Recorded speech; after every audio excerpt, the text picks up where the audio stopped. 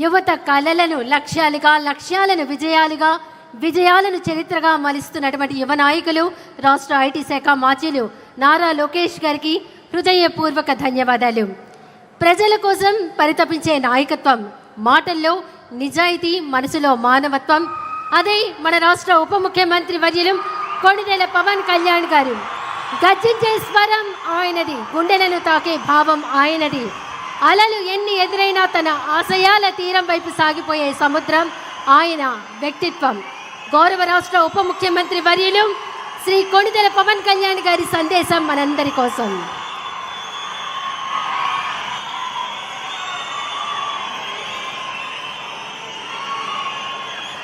రెండేళ్ల నమ్మకం, అభివృద్ధి, సంక్షేమం బహిరంగ సభకి ఇచ్చేసిన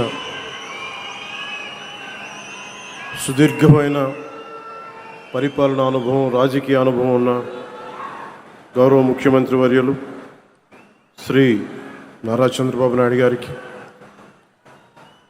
నా హృదయపూర్వక నమస్కారం. గౌరవ కేంద్ర పౌర విమానయాన శాఖ మంత్రివర్యులు శ్రీ కింజారపు రామ్మోహన్ నాయుడు గారికి నా హృదయపూర్వక నమస్కారం. గౌరవ కేంద్ర కమ్యూనికేషన్లు మరియు గ్రామీణాభివృద్ధి శాఖల సహాయ మంత్రివర్యులు డాక్టర్ పెమ్మసాని చంద్రశేఖర్ గారికి నా హృదయపూర్వక నమస్కారం.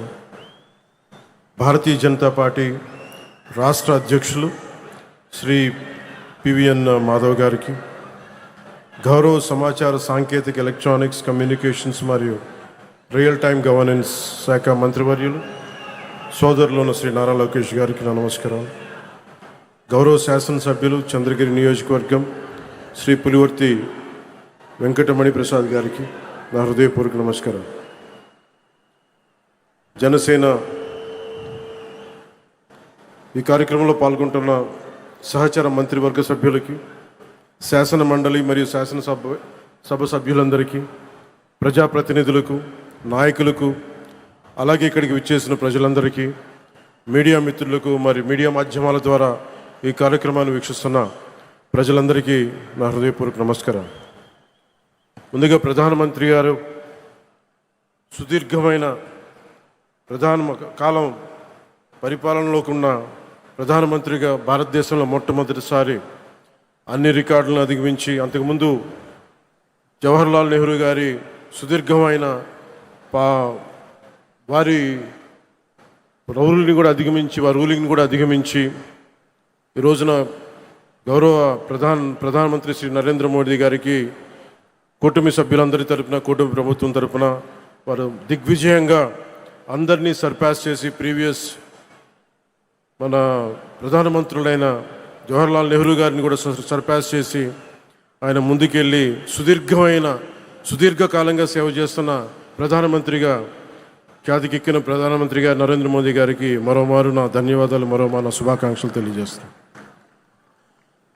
ఈ కార్యక్రమం 9వ తారీఖు జరగాల్సిన కార్యక్రమం, కానీ ఆ రోజున దురదృష్టవశాత్తు ప్రైవేటీకరణ కాకుండా ఆపుకున్న మన ఎన్డీఏ ప్రభుత్వం, నారా చంద్రబాబు నాయుడు గారి నాయకత్వంలో, ప్రధానమంత్రి గారి ఆశీస్సులతో, ఎన్డీఏ సమిష్టి కృషితో స్టీల్ ప్లాంట్ ప్రైవేటీకరణ కాకుండా ఆగింది. దురదృష్టవశాత్తు ఒక బ్లాస్ట్ జరగటం వల్ల 8 మంది నిండు ప్రాణాలు కోల్పోవటం, ఆ రోజున గౌరవ ముఖ్యమంత్రి గారు ఫోన్ చేసి మాట్లాడుకున్నాం.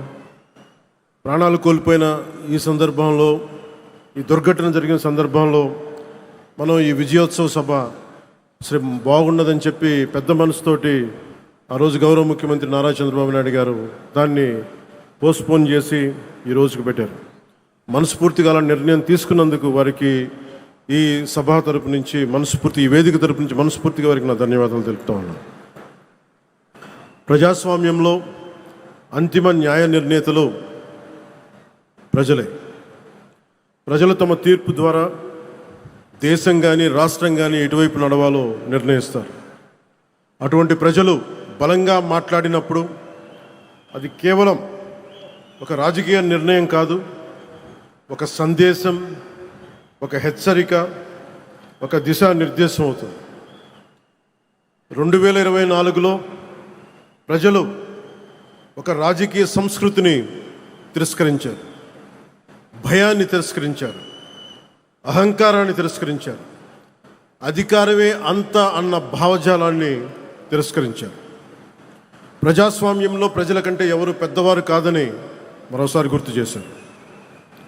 అందుకే 2024లో చేసినట్టు కొన్నిసార్లు ప్రజలు కేవలం ఓటు వేసి వదిలిపెట్టరు, చరిత్ర రాస్తారు. 2024లో ఆంధ్రప్రదేశ్ ప్రజలు చేసింది అదే. ఆ తీర్పు ఈ రాష్ట్రానికి మళ్ళీ ఆశనిచ్చింది, ఆంధ్రప్రదేశ్ సమాజానికి మళ్ళీ ఆత్మవిశ్వాసాన్ని ఇచ్చింది, ఒక తరం భవిష్యత్తుని మళ్ళీ నమ్మకాన్ని కల్పించింది. ప్రజలు మౌనంగా కనిపించిన అవసరం వచ్చినప్పుడు చరిత్రని మార్చగలరని మరోమారు నిరూపించిన సందర్భం అది. 2 ఏళ్ల క్రితం మీరిచ్చింది కేవలం అధికారం కాదు, ఒక బాధ్యత. ఆ బాధ్యతని గుర్తుంచుకుంటేనే ఈరోజు మీ ముందుకు వచ్చాం. ఈ చారిత్రక విజయానికి కారణమైన ప్రతి కార్యకర్తకి, ప్రతి నాయకుడికి, ప్రతి మహిళకి, ప్రతి రైతుకి, ప్రతి యువకుడికి నా హృదయపూర్వక కృతజ్ఞతలు. ఈ విజయం కేవలం తెలుగుదేశం పార్టీదో, భారతీయ జనతా పార్టీదో, జనసేన పార్టీదో కాదు, ప్రజల విజయం ఇది. ఇది అహంకారం విధ్వంసంపై ప్రజాస్వామ్యం సాధించిన విజయం. ఈ కూటమి ఆంధ్రప్రదేశ్ పునర్నిర్మాణం కోసం ఏర్పడిన కూటమి. ఈ కూటమి అధికారాన్ని పంచుకోవడానికి కాకుండా బాధ్యతని పంచుకోవడానికి ఏర్పడింది. దేశానికి ప్రధానమంత్రి శ్రీ నరేంద్ర మోదీ గారి దూరదృష్టి, రాష్ట్రానికి ముఖ్యమంత్రి శ్రీ నారా చంద్రబాబు నాయుడు గారి అనుభవం, ప్రజల ఆకాంక్షలను ప్రతిబింబించే జనసేన సంకల్పం, ఈ 3 శక్తులు కలిసినప్పుడే ఆంధ్రప్రదేశ్ పునర్నిర్మాణానికి బలమైన పునాది ఏర్పడింది. కూటమిలో జనసేన 21 సీట్లతోటి సర్దిపెట్టుకునే సందర్భంలో చాలామంది వివిధ రకాలుగా విమర్శించారు. కానీ మేము 21 సీట్లతో రాజీ పడలేదు. ఆంధ్రప్రదేశ్ భవిష్యత్తు కోసం 21 సీట్లకి జనసేన పరిమితాన్ని చేశాం. ఆ త్యాగానికి ప్రజలు ఇచ్చిన సమాధానమే 100% స్ట్రైక్ రేట్. 2 ఏళ్ల క్రితం మేము ఇచ్చిన హామీలు ఈరోజు ఒక్కొక్కటిగా ఆచరణలో కనిపిస్తున్నాయి. పెరిగిన వృద్ధాప్య పెన్షన్లు, మహిళలకి ఆర్థిక భరోసా, ఉచిత గ్యాస్ సిలిండర్లు, మహిళలకి ఉచిత బస్సు, రైతులకి అండా, అన్నా క్యాంటీన్లు, విద్యకి ప్రాధాన్యత, యువతకు ఉపాధి అవకాశాలు, మేము చెప్పింది ప్రతిదీ ఆచరించి బలంగా ముందుకు తీసుకెళ్తా ఉన్నాం. నా శాఖల విషయానికి వస్తే మహాత్మా గాంధీ కలలుగన్న గ్రామ స్వరాజ్యం, పండిట్ దీన్ దయాళ్ ఉపాధ్యాయ ప్రతిపాదించిన అంత్యోదయ సిద్ధాంతం, last mile governance, doctor B R Ambedkar గారి రథసారథిగా రాజ్యాంగం ద్వారా స్థానిక స్వపరిపాలనకు వేసిన బలమైన ప్రజాస్వామ్య పునాదులు, ఈ 3 ఆలోచన సంగమమే నేడు నరేంద్ర మోదీ గారి నాయకత్వంలోని ప్రభుత్వ పాలనా తత్వం. సబ్కా సాత్, సబ్కా వికాస్, సబ్కా విశ్వాస్. గ్రామాన్ని భారతదేశానికి కేంద్ర బిందువుగా చూడాలనుకుని ఆ దిశగా అత్యంత నిబద్ధతతో కృషి చేస్తున్న ఒక పంచాయతీరాజ్ శాఖ మంత్రిగా ఈరోజు మీ ముందు మాట్లాడుతూ ఉన్నాను. ఒక పిల్లవాడి భవిష్యత్తు పాఠశాలలో ఎలా నిర్ణయించబడుతుందో, ఒక దేశ భవిష్యత్తు అదేవిధంగా గ్రామంలో నిర్ణయించబడుతుంది, గ్రామ పంచాయతీలో నిర్ణయించబడుతుంది. ఒక రైతు ఆశ, ఒక మహిళ ఆత్మవిశ్వాసం, ఒక యువకుడి ఉపాధి, ఒక కుటుంబం ఆరోగ్యం, ఇవన్నీ మొదటిగా గ్రామ పంచాయతీ ద్వారానే ప్రభావితమవుతాయి.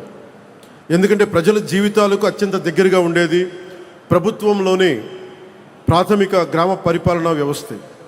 అందుకే ప్రపంచవ్యాప్తంగా ప్రజాస్వామ్య పరిపాలనలో ప్రిన్సిపల్ ఆఫ్ సబ్సిడారిటీ అనే సూత్రాన్ని అనుసరిస్తారు. ఈ సూత్రం చెప్పింది చాలా సింపుల్. ఏ పనిని ఎక్కడ అత్యంత సమర్థవంతంగా ప్రజలకి అత్యంత దగ్గరగా చేయగలమో ఆ పని అక్కడే జరగాలి. అవ్వకపోతే ఆ ప్రభావం దానిపై వ్యవస్థపై పడుతుంది. గ్రామ స్థాయిలో అవ్వాల్సిన పని మండల స్థాయికి వెళ్ళకూడదు. అంతిమంగా క్యాస్కేడింగ్ రియాక్షన్ కింద మన దగ్గర ప్రతి పని ఎమ్మెల్యే దగ్గరికి వెళ్ళాల్సిన పరిస్థితి. అధికారాన్ని కేంద్రీకరించడం ప్రజాస్వామ్యం కాదు. అధికారాన్ని ప్రజల దగ్గరికి తీసుకెళ్లడమే నిజమైన ప్రజాస్వామ్యం. ఒక ఎమ్మెల్యే ఉండే